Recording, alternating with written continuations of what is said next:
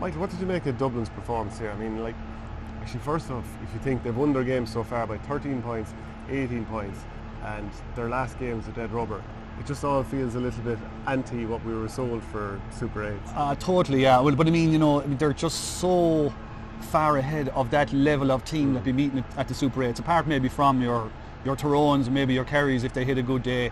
But the rest, I mean, the Roscommons, Corks, like Cork stayed with them for an hour, and I don't think I've ever seen a Cork football team take such encouragement from a 13-point drubbing, which was what it was at the end of the day. They're just so good at wiping you out that it's very, very hard really to look at them any other way than to say like that outside of the top 3 or 4. There's always a danger. It's a bit like a hurling game when you're playing Dublin in football. They can get away from you real fast, and the game you could be going grand, and then suddenly the game is gone from you. If they get a couple of breaks and they inject a bit of pace into the whole thing, and a couple of lads, like Conor Callaghan is flying for the Mannion is flying. Those guys in particular as strike forwards, if they hit form and if they start scoring, the game could be gone from you in a shot, and without you doing a whole lot wrong.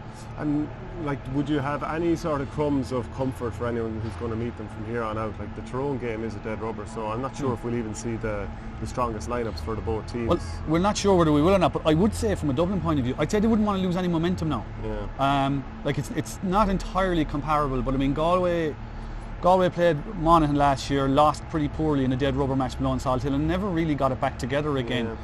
So just from a Dublin point of view, you just want to keep it rolling and you want to keep winning. I mean, especially when they're winning with relative ease. I mean, to lose a game would be a bit of a weird thing now to happen to them. It's not something that does not happen. And since Donegal beat them in 2014, they've now won 27 of 29 games and drawn 2. It's kind of a frightening prospect for the championship now and looking into the future as well, because it doesn't seem like it's going to ease up anytime soon. No, like, and I mean, the players that are there now, it's a young enough team, like, in terms of the average age is whatever, somewhere in its mid-20s, I think. So like, it's, there's not too many, there's a few lads that are going to retire. I do think that they still have about 4 or 5 players that they just cannot be without. I mean, and they don't have the replacements to come, and it's probably another conversation about the evolution of the Dublin team from here on. But like, you will have a situation where you will have 5 or 6 lads who are ready to go now in the next couple of years, and whether Dublin will have, let's say they're like 8 out of 10, 9 out of 10 players, Dublin might just have 7 out of 10 or 8 out of 10. So they're going to come back a little bit. But look, it's the panel is incredible. So who are those players that, like, there's the program in front of you, who are those players that you reckon are the ones that they can't really do without? I suppose Jack McCaffrey's in there. Well, McCaffrey, Fenton, I think Cian O'Sullivan, when he's fit, he's just got that footballing brain. He knows where to move around. He allows them, his ability to read the game gives him the freedom to push up, because he just knows where to be if they get turned over or anything like that. Those 3 for sure. Paul Mannion in there now? Mannion would nearly have to be there. Cluxton, obviously. So that's what have we got there? Probably about 5. So I mean, Kilkenny to a lesser extent. Maybe Kilkenny would probably be in it as well, because no one really carries that. But I mean, they have Brian Howard there now, all right, but Kilkenny still has that sort of, I don't know, he's just got that presence about him now. I think even the way he carries, you hear that term swinger being used, carrying the ball the whole way around and working it back to the best. I mean, they have guys who could be a swinger, but he's so versed in it. It's just come so easy. So I mean, he's very, very important, especially if they come up against a Tyrone now, probably at some point. Well, obviously the next day, but we'll say in a more competitive match than the next day. He's the kind of guy you need moving around. I really like what they've done with Con this year, in terms of players that can't be without. I don't think Con is quite that indispensable, but the way he's playing is so good. He's close to the goal. He's been more direct. Before, he was another one who was kind of used as a bit of a swinger and kind of doing a bit more of a workhorse kind of role up to this. But he's really, they've given him his head now, and he's scoring, and he really looks the part, and he kind of looks the player that we always kind of knew he could be as a footballer. In 2017, I thought that was when Dublin were playing a bit more fast break. The way they changed to that team that was really patient, and it would hold it for ages until a gap opened. I thought he was a player who benefited hugely when they just hit you fast on the break, because he got it early. Whereas then last year, I thought the ball's been worked so slowly. Wherever he was always in massive traffic. Whereas now he seems to have adapted to that and is kicking on again. Yeah, but I think they're getting it to him in areas and a bit in situations where he can kind of avail of that speed. And the speed he has in himself, and he's got stronger too, and he's a bit niftier, like in close quarters and stuff like that. He's class. He's really class. But he's himself and Mannion. I mean, again, like when you have Mannion and Con going very well, you're going to get annihilations like this. If Dublin are on top of midfield and they're getting ball into them, they're just going to they're going to rip you up like. Do you think that Jim Gavin was, like you were saying to me during the match as well, that you thought Jim Gavin was giving certain guys a run out in this game just to keep them mentally tuned in and focused now that we're coming to the end of the Super 8s and into the All-Ireland semi-final? Yeah, and I mean it's important, I suppose, in the context of Connolly coming back, context of Diarmuid Connolly coming back. There are certain guys, particularly the older lads, I would have thought, the Paddy Andrews, Kevin McMenamin, particularly Bernard Brogan as well, that you want to give them game time. If nothing else, just to keep them encouraged and give them, just because you have a kind of contemporary players coming back straight in without anything done, that lads, we're all, we are in this together, and I am recognising your efforts at this point and so on and so forth. You just want to, it's just giving lads encouragement. So in that context, I was surprised. Now maybe his hand was forced a little bit by the black card, that he had to bring on David Byrne instead of Brogan. The black card. Oh, sorry, that he brought. I'm not actually 100% sure who got the black card. But do you mean that he didn't bring on? He didn't bring on Brogan. Yeah. The fact that he didn't bring on Brogan was a little bit surprising to me, because he's put a hell of a lot of work in, number one, to get back in the cruciate. Like this evening against Roscommon was the first time he was even on a match day squad for the championship. And I think it will be a very significant statement to Brogan and to Diarmuid Connolly if Connolly got game time ahead of Brogan. Now, this is a micro discussion about something like that, but it could have an impact overall if Dublin are in a tight game. And you look at their substitutes, Paddy Small is going very, very well, but I'm not sure Paddy Small would be the one that you'd bring on in a tight situation in an All-Ireland final. You're looking, to me anyway, you will be looking to Bernard to come in. Like he did a couple of years ago when he came on and such a big impact against Mayo. He has the experience, he's the composure, he's the class to come in and just do that little bit. I'm just not sure that your Paddy Smalls and these guys are the ones that you're going to be looking to on those days. So in that context, I'm just wondering if Connolly starts getting game time ahead of Bernard, where a guy like Bernard's head would be at with all that. Now, he's an outstanding player with an outstanding mentality. I've no doubt that he'll do the business if called on, but I'm just a little bit surprised that he didn't get a run tonight, and I'd be even more surprised if he didn't get a run in Omagh. What do you make of the decision to bring Connolly back? Because if he was supposed to go over to Boston, this was clearly plan B for him. Yeah, I think it's okay. I don't think there's anything that can really go wrong. I mean, based on a couple of things. Number one, I think in terms of his reputation among the squad, I would get the impression, insofar as we have any access to these players and any conversations with them ever, my impression would always have been that, particularly among the younger players, that they have huge respect for him, huge respect for his ability and what he brings to the whole thing. I remember chatting to Brian Fenton last October, and he was saying like the best advice he got from any of the players was from Connolly. So like that's just one example. Did he say what Connolly had said to him? Not in particular, no, but he said kind of just I think it was just in terms of finding his way in the squad and finding his way on the field as a person who was coming forward as a kind of a key player for them. But Connolly was very good in that regard. So I think from the younger players' point of view, no problem. The older players, as I mentioned there, I think they would look at him and go, well, it's great to have him back, but we've been putting in huge efforts, and just as long as we're appreciated as well. It's just a tiny little bit of man management that might have to be done there. But overall, I mean, I'll put it this way: if Dublin didn't win the All Ireland, right, and Connolly was out playing County League or whatever with Vincent's, there'd be questions asked. So having him in, what's the worst that's going to happen? Like, he's kind of fireproofed himself from criticism, Jim Gavin, by having him in there. Oh, I think so. Yeah. I even suspect that he wanted him in all along, because I mean, of course, Connolly was going to go to Boston, and when the Leinster final was on, you could see on Instagram that he was in Rome as well. So I don't know. I mean, from Jim Gavin's point of view, it's the right thing to have him there. But it's just interesting, like how tuned in can Connolly just go from not to tuned in? It's just hard to know. It's hard to know, and look, he obviously hadn't played at a inter-county level for so long. There's only so much he's going to be able to do anyway. But it's interesting in the year that's in it as well. I mean, people will kind of scoff a little bit at the whole 5 in a row thing, but it is different. It is different. I don't care how brilliant Dublin are, it is a different experience for them, I'm sure, going from day to day. And also the fact that the other thing that's kind of different is the fact that they haven't brought forward a really good rookie into the team this year. So you have no Brian Fenton, Howard, no Brian Howard, no Merchant, nothing like that coming through. So for that reason, it was important that Rory O'Carroll came back. It was very important, in my opinion, that Diarmuid Connolly came back. It was equally important, or equally, not important, but equally significant that Paul Flynn didn't come back, because losing him obviously changes the level of competition in around the forward. So you get Connolly in, it helps on that side of things as well. So look, I can't see a downside for Dublin really, unless there was, and I can't imagine. I mean, Gavin and the management would have sensed previous to giving him in if there was going to be any resistance to Connolly coming in. But if you look back down the years, there's three big ones that jump out to me. 2009, Mike McCarthy for Kerry came back in to universal acclaim in the squad, and he was key to them winning the All-Ireland. Stephen O'Neill, of course, came back in 2008 for Tyrone from retirement, and they had a meeting to say, well, will we bring him back or not? And of course, famously, Owen Mulligan, who was the guy who was directly impacted by O'Neill coming back, said, well, I want him back, and if I want him back, I don't see why anybody else wouldn't. Like, he's just so good. And the third one, funny enough, was Johnny Mooney in 1982. Johnny Mooney was a corner forward for Offaly who played in the 81 final and had gone to America and was brought back like days before the All-Ireland semi-final against Galway.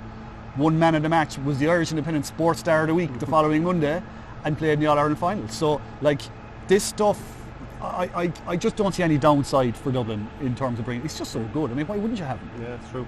What about Roscommon? Any crumbs of comfort? Like, it's a bad beating last week against Tyrone, having been annihilated the year before by Tyrone. They lost by 4, but it felt like they were always at arm's length. Yeah. And their season is more or less over. Well, it is over really. They have to play Cork, but any crumbs of comfort for them? Not particularly. I mean, they created a couple of goals. They created 3 goal chances, but you kind of got the sense. I mean, the first ball they got tonight, the guy came straight down into the throat of the Dublin defence. It opened up ahead of him. He put it over the bar, and you're like, oh, come on, go. You know, you have to score goals. Doesn't matter whether it's now or when you're 10 points down. You have to score goals when the chance arises.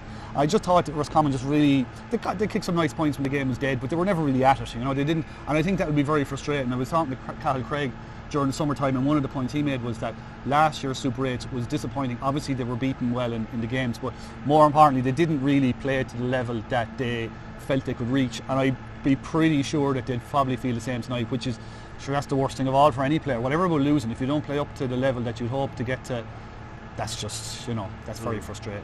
So Cork lost 2-15 to 2-12, your county. First of all, what are your thoughts on their improvement this year when you consider last year beaten by Kerry and Tyrone by 16 and 17 points respectively? Well, it was an interesting night on Thursday night below in Páirc Uí Rinn. The Cork under-20s played the Kerry under-20s and won a great game. I mean, they played really, really, really well. The last time I'd been in Páirc Uí Rinn before that for a game was Cork Limerick in the senior championship, and the difference in mood and conversation was unreal. Like, I mean, before the Limerick game, they would have been expected to win, obviously, the Limerick game, but they wouldn't have been expected to hammer Limerick, and certainly there would have been no expectation for them to follow.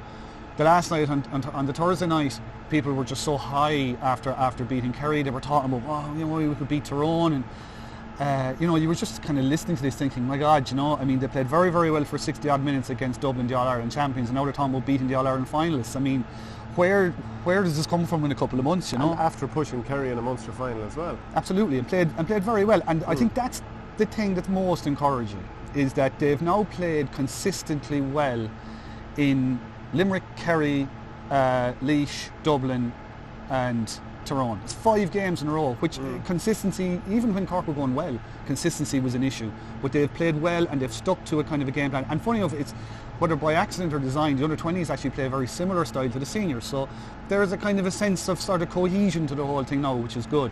But look, tonight, you know, this is where the change comes for them. Like, they will also have to look at tonight and go, okay, we fell short in the last 10 minutes against Dublin. We fell short again tonight. They were beaten. I think it was 5 points to 1 in a 10-minute period just before injury time. You know, so last 10 minutes again they were beaten. And even the players themselves, even though they beat Laois very, very well, they would say that they've faded out against Laois as well in the last 10 minutes. So that's an issue. But that maybe comes back to, I mean, the substitutes that Tyrone could bring on were so physically powerful, so experienced, and that they kind of just, once Tyrone got the couple of breaks with a couple of goals, they got ahead and they just kind of kept the elbow down on Cork, and Cork just didn't have the season and the conditioning to get back at them, really. You know? Do you think there was a bit of panic around that period when, first of all, Colin McShane got the goal, then a minute or so later there was a free, Peter Hart knocked over, and then a penalty one as well, which Hart put in. it just seemed that there was panic, a couple of kick-outs trying to work the ball out Yeah. from the back. They got themselves in situations whereby they just gifted the ball back to Tyrone and allowed them such a wave of momentum. Yeah, there was a lot happened in about 5 minutes and probably turned the game. But I also think from a Tyrone point of view, pushing Matty Donnelly further forward and kind of having him up beside McShane and pushing Hart forward, playing a more orthodox kind of lineup against a team who wanted to play orthodox, it showed what Tyrone are capable of, and I think that impacted on Cork. And also Richie Donnelly came in at half-time and went straight into the middle and won a couple of catches, and I don't think it spooked Cork, but it kind of just, it probably just gave you a better impression of what Tyrone are about when they play a team like Cork. Like, Tyrone have so much work done compared to Cork over the last 3-4 years to get to the level that they're at, and that came out in the second half. They had to make the changes. You look at the changes Tyrone made, and I just get the sense that they don't really know what their best team is, and they'd want to start nailing that down at this point. And it'll be interesting. I mean, it's a dead rubber to say an moment, but it will be interesting to see how they line out against Dublin. Do they go with McShane up top and Donnelly supporting him and Hart and go back to what they were doing in the Donegal game and pre-Donegal, or do they stay with this kind of system that got them to an All-Ireland final last year, but didn't really get them near winning an All-Ireland? So, I mean, for me, they need to go with the way they played the second half tonight and stick with that and just stay with it, because that way forward is the way. I haven't seen them really take a step forward from this year unless they commit to this different style with McShane and Donnelly push further up. That would be a massive step forward for them, but I don't see them completely committing, unless today has changed that now, but we'll see. Do you think that there's a bit of a worry that if we're playing against Dublin, having Matthew Donnelly too far up the field and risking the ball not getting up to him in the first place is too much of a worry? But that's where Richie Donnelly will come in behind them. You know, I mean, Richie Donnelly for me was playing further up the field last year. He didn't really have much of an impact on the game, but anytime I've seen them playing out around the middle for Tyrone this year, they've looked a much better proposition. And look at what's going to win in All-Ireland against Dublin, and this is where Tyrone are. There's no point in saying we want to compete with Dublin. Tyrone want to beat them. What's going to beat them? They're going to have to take risks. You're going to have to take big gambles in your playing style and on your players, and you're going to have to trust them to win a few battles. I mean, this idea of kind of all hiding in the collective and sort of we'll eke it out, that doesn't butter any parsnips now at this stage of the year. And they've been in an All-Ireland final last year already. They've seen that. So now you either move on or you move aside, one or the other. But two big games now in the last 12 months, that Donegal game as well in the Ulster semi-final, that was a big game and they fell apart. Well, I mean, they obviously tried to play more ambitiously and they were really exposed. Last year All-Ireland started well and they were just held down underwater for the rest of the game as well. Have you seen enough to suggest, like you're saying, they probably still don't know what their best sort of arrangement is. Have you seen enough to think that they can go on and win this? I haven't, no, not at all. But I would say that the Donegal one, in a way, you'd almost wish for them that the Donegal performance hadn't happened, regardless of the result, but just that the way their game plan that day kind of fell asunder. And Donegal deserve huge credit for what they did to them that night. I mean, they really, really upset them. But it kind of seemed like, you know, it's a little bit like you often see it, like, I mean, teams kind of commit to something during the league and they commit to the project and then suddenly one game and they turn it all around again. Just stick to what the plan was for this year, because it'll get you further. Pushing up, what they tried to do against Donegal in Cavan, to me, was Croke Park football. Mightn't be Ulster Championship football, it was Croke Park football. And I definitely think that individually and collectively, if they can strike gold with that format and get it right, they can go on and they can really, really put it up to Dublin. Right now, with a game left in the Super 8 and an All-Ireland semi-final to come for them, I can't see them making that step forward right now. But we'll see. They certainly have the players. They certainly have the players to be much better than what they've been over the last, say, 6 weeks or so, like that. And we've seen this with Tyrone as well before. Like, we've seen, maybe, albeit now maybe with better players and a deeper panel, but we've seen it. They wear themselves through championships, and by the time they get to the final, they've just kind of, not that they happen upon it, but they've developed themselves to a point. And we say they still don't know who their best 15 are. I don't think they knew who their best 15 were coming into the latter stage of 2008 either. But it kind of, even right up to the final, sure, they had to make changes, but they'll get there, you know. Or they're capable of getting there. Just to talk about the hurling then, Cork this year didn't make it to the Munster hurling final, came in third position, beaten well by Tipperary and losing disappointingly to Clare for sure. Then go through the back door, and having gotten to the previous two semi-finals and probably should have won both of them, really faded out in the second half against Kilkenny. What's your read on the Cork hurling team this year? It's been hugely disappointing. I think the reaction in Cork has been one of disappointment doesn't even begin to describe it. I think the nature of the second half collapse was, to be honest with you, was totally unacceptable, I'd say, to the average Cork supporter. You appreciate all the work that goes in and all the rest of it, but I mean, to go out and to kind of fall away, particularly to a team like Kilkenny, with whom Cork obviously have a huge tradition, huge history, it's not on. It's just not on. So whether it's a personnel issue or an attitudinal issue, that's something to be teased out. But to me, I get the sense from having watched Cork that I think the personnel is there. I've always thought that there's a depth problem with the panel, which is why, I mean, they're now at the point where they've had a historically bad run of All-Ireland semi-final defeats, a historically bad run without an All-Ireland title. This is worst decade, I think, since whenever for an All-Ireland title, without an All-Ireland title. It's the first decade they've ever gone without winning an All-Ireland title, but also they're coming up on the longest stretch without an All-Ireland title, which was 1903 to 1919, which is 16 years. Last one now is 2005, so it'll be 15 years next year. So they're coming to a couple of tipping points. That stuff does matter in Cork, and I think it matters for everybody, wherever, because I mean, you want to maintain that tradition of winning and stuff.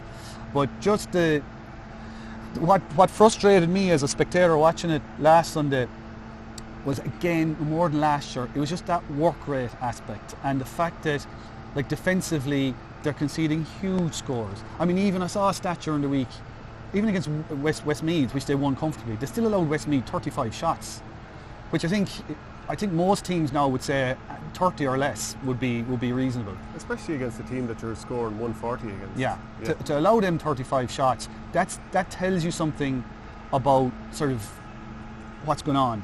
And I think one of the major things, and again, it's almost amplified when you play Kilkenny, it's what are the forwards doing in terms of defence? Like, how many times would you see a Cork defender isolated, even out in the middle third, against a player? We saw it against Limerick in Munster, where the forwards did come back and give this huge defensive, or this kind of huge defensive performance in terms of supporting the backs, getting in around lads and hustling and harrying. You don't see that enough from Cork. So I think the backs are one thing, but I think there's a question about just the overall approach to how we're defending, and the overall approach even from the attackers in terms of what we need to do when we don't have the ball. What about what's happening off the field? Like, John Myler probably wasn't the first choice of the public or the panel, or maybe even the county board as well. Do you think that's had any sort of an impact? Well, I think, the first thing that has to be said about Myler was that before he took the job, he'd done a very good job with the under-21s. And if you asked anybody in Cork when he took the job, they would say that there was few enough fellas around the place that would know as many hurlers in Cork as Myler. I mean, when he was under-21 manager, you could go to the back arse end of East Cork to see an old under-21 something or other game, and there's a good chance he'd be there. Like, he really was invested in the whole thing, and anyone who's ever come across him, no one can doubt what he can potentially bring to a setup and so on and so forth. I think that for me, when I saw someone like Gary Keegan, for example, who was involved as a kind of a high performance coach with the hurlers last year, when I saw a guy of his calibre stepping away, a guy who created the high performance unit inside with the Olympic boxers, who's still involved with the Dublin footballers, and who is involved in lots of other places that we just don't hear about, I was a bit concerned, let's say, because I thought that bringing a guy like that in, and again I go back to that issue of depth in the Cork panel. So if you have an issue with the depth in the squad, you need to be nailing every single small percentage point. Every single kind of critical non-essential has to be taken care of. And Keegan would have been fantastic. And I know for a fact the players loved him. I know that he got a hell of a lot out of them.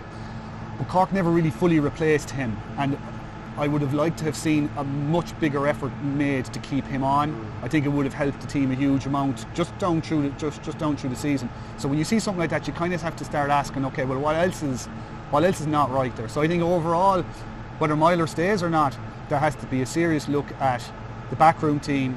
Are we absolutely nailing it on are we ticking every single box absolutely the best we possibly can? Because what we're seeing at the moment is Cork teams getting to a certain level but not quite over the line. I mean, it was even the All-Ireland semi-final against Limerick last year, I thought it was interesting because Cork could and should have won that game in normal time. But the minute it went to extra time, the mood changed entirely. I don't think... And players started going off injured, or they had to bring back on injured guys even. They didn't have the depth. Yeah. So the minute it went into extra time, suddenly everybody went, well, Limerick are going to win this from here. Even though Cork have been 5 up going into the latter stages, you're kind of going, and also, I mean, Cork have managed to win, two months of titles in a row, didn't win this year's one. They've done very, very well on limited resources and in the circumstances they've been, but this year I think represented a kind of a watermark or a line in the sand or whatever you want to call it, in terms of looking really closely at what's happening in terms of preparation, in terms of mental attitude, more so even than physical. And I mean that again in terms of when the forwards don't have the ball. What are you doing? What are you going to do now when you don't have the ball? If you look at Kilkenny the last day, they're hound. It's in their DNA to hound. But Cork don't have that. But to me as well, so Gary, he leaves the setup, and then in comes, and I'm not saying they're a like-for-like replacement, but Doug Howlett, former Munster rugby legend, he's added to the setup. I mean, what's he supposed to bring to the team here? Because I really don't buy the talk of he'll set the standards, professional setup, because they're all obviously already fairly professional, especially with Keegan the year before. Well, you could make the argument, for the sake of argument, you could say, well, they've been in so many All-Ireland semi-finals and they haven't got over the line, right? And they have the squad that they have. It's not. I mean, there's no arguments in Cork about, well, A, B and C should be in there. They have the best of what's there, so we can't do anything there. So maybe Howlett coming in as a successful rugby player, a successful All Black, can convey to these players what's that extra 5% that's needed, just specifically to get over the line. My argument would be, you can't quantify what Gary Keegan would have brought in a holistic and overall sense, and I'm not sure what Howlett was meant to do. But I mean, even the very fact that there was news somewhere along during the summer he's going home. So I mean, even straight away the players would know this isn't a long-term thing. Like, he's gone. When we're gone, he's gone, which I think has an impact as well. So it just reflected that sort of, well, are we all ducking no dinner? How far into this are we going to go? Are we going to go 100%, or are we compromising for the sake of some sort of a belief that we don't need outside help or something? Cork, every team needs the best people that they can possibly access to be the best players they can be, and by extension be the best team they can be, and so on. Gary Keegan was the very, very best. He was let go. I just think that was a symptom of a wider kind of malaise in the Cork setup. So a slightly awkward question, because it's a guy, and like what he's doing, and he's in the public life. But John Myler, do you see him staying on? Would you like to see a change? Well, I think it's a difficult one. I think he's been there for a couple of years. His time is up, so it's a clean slate now. They can go whatever way they want. But if you look at the real alternatives, and to me the best alternative is Donal Cusack. To me, Donal would strike me as the choice for it. But again, unfortunately, we are still living. It's a bit like post-Civil War politics. We're still living the post-strike politics situation, and we don't know whether a personality like Donal would be acceptable. Not so much maybe to the executives of the Cork County Board, but to the delegates of the Cork County Board more so. I would be curious to know what the feeling is out on the ground about the idea of Donal coming back as a manager, because to me he's the obvious one that you would go to first. I mean, you have guys, but any of those lads who have been in and around the setup from those strikes. I mean, Sean Ogue strikes me as another one, but I'm not sure where. He's been coaching with UCC at times, maybe fresher teams with Tom Kenny, who Tom Kenny went in with Myler, of course. Yeah, exactly. And Tom Kenny, there's some terrific options there in terms of kind of hurling coaches and stuff like that.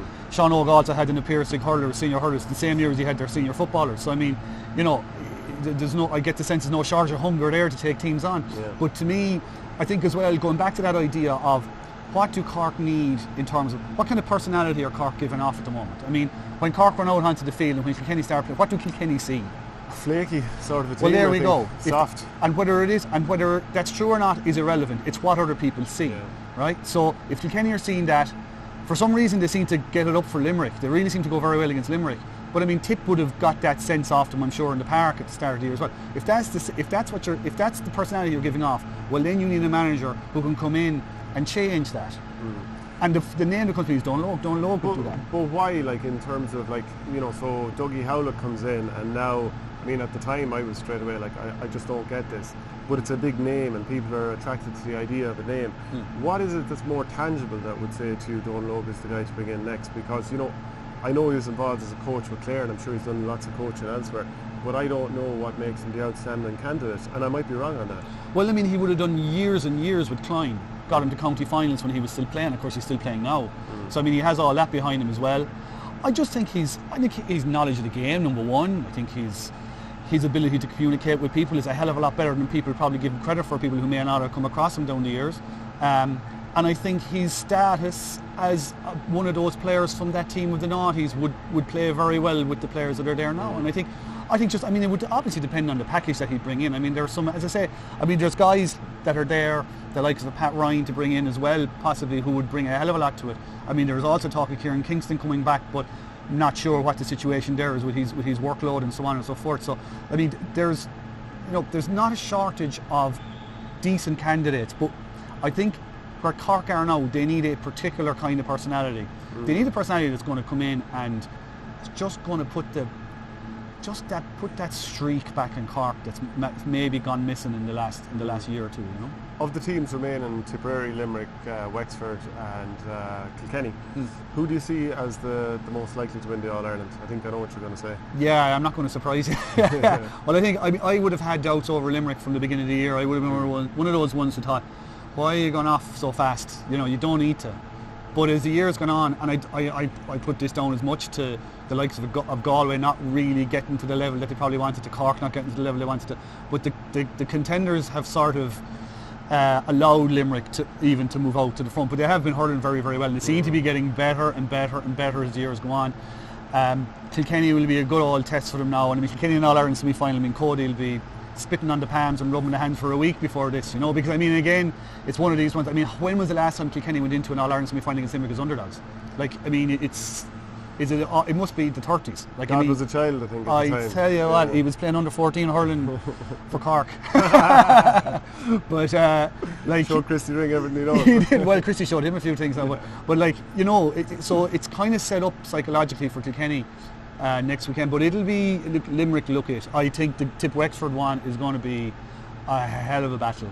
I don't think it'll be, people talk about sometimes when they see Wexford come, it's going to be a game of chess. I think it's going to be more like, he's going to be like bumper cars or demolition derby or something like that. You know, it's just going to be really physical and very hard going. That pace that Wexford have to go up through the middle, like, it's something that I often think about. Rory O'Connor running up through the middle. Like, if Paddy Purcell can do damage from, you know, the Laois player on Tipperary with his pace, Rory O'Connor, Lee Chin, Jack O'Connor, Paul Morris has got a bit of pace, Conor MacDonald, Diarmuid O'Keefe.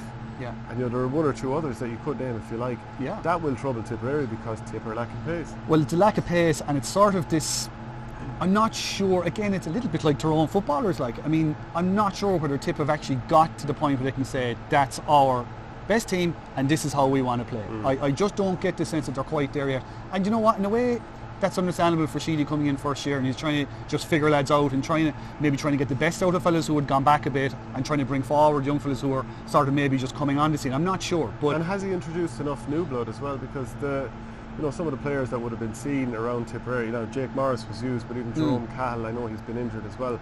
But when things went so badly against Limerick, there was an opportunity to change a little bit more against Laois, which they didn't take, and it felt like the same old Tipperary team as well, which limped across the line.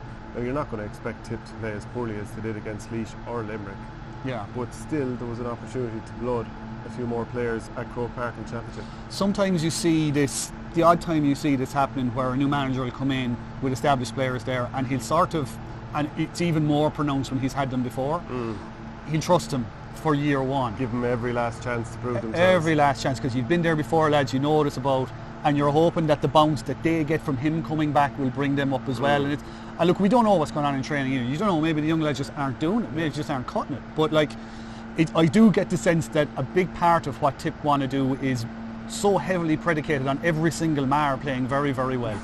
It's so important. I mean, it really is. And I just wonder, I mean, I don't even know who I mean, it's such a tight call, Tip and Wexford, but I think it's only a tight call because Wexford haven't been sort of operating at this level for a while, haven't won against Titans so long, that we haven't seen them at this level for so long, that you're kind of going, well, how will they be on the big day and all this stuff? But it's just as possible that they could come in here with a huge wave of momentum and absolutely blister the ground. You know, they could be fantastic on the day. We just don't know. It's not a surprise. Like, it shouldn't be a surprise that Wexford have won the Leinster title and have got this far, because if you look at the league even the last couple of years, those wins against, like away to Kilkenny in the league, then they beat Tipperary by a point this year in the league as well. Like, they've beaten all the big teams. And they've been competitive against Galway. They've been there. Like, they've been around, and they're kind of. I remember going down to see them.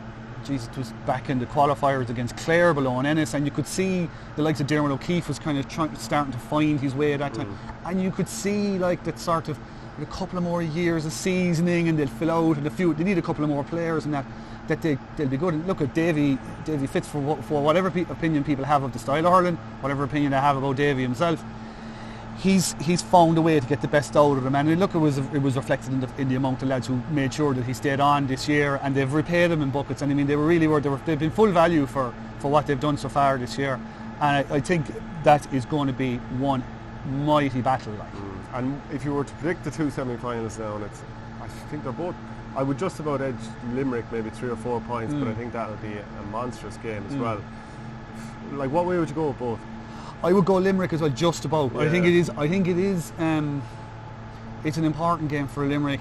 Which is an important game for them to win, I suppose I would say.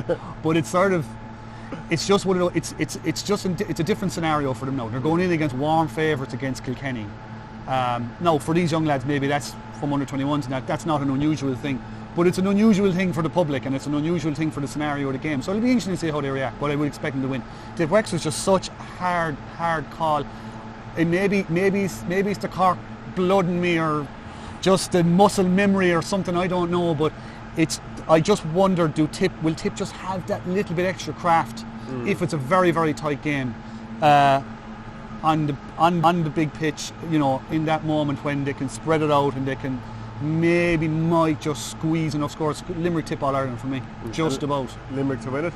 I think so. But look, again, it's funny, these things can, Tip, for argument's sake, and Wexford the same, if they got to a final, the momentum's a big thing, and I would have been doubtful about Limerick doing 2 in a row, purely because I thought it's just such a long season to be playing so well. But they're going very well. It's hard to see them stop now.